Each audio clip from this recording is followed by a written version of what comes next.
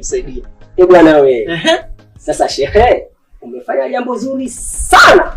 Tena ni jambo la dini hasa, na Mungu siku zote anatuambia tufanye kitu kama hicho hapo.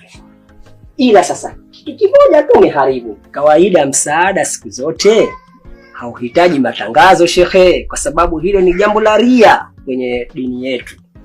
Shehe, hayo sio matangazo. Hiyo ni motivation.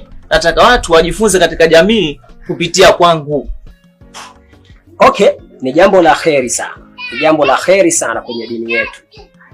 Lakini sasa kwa yule uliompa sadaka atashukuru. Ila kwako wewe itakuwa umefanya jambo la ria kama nilivyozungumza awali, kwa sababu hutopata kitu chochote. Hapana shehe. Mimi nafanya combo offer. Namsaidia mtu alafu najitangaza bure. Shehe wangu, nimekuelewa vyema. Ila kifikra zangu unahisi kama unafanya jambo la sifa. Ni sawa, lakini unavyotakiwa unapokuwa na moyo wa kutoa ufanye ni siri, kwa sababu ukitoa mkono wa kulia wa kushoto usijue unafanya nini. Shehe. Mimi mkono wa kulia unajua na wa kushoto unajua. Mpaka miguu pia inajua. Yaani hii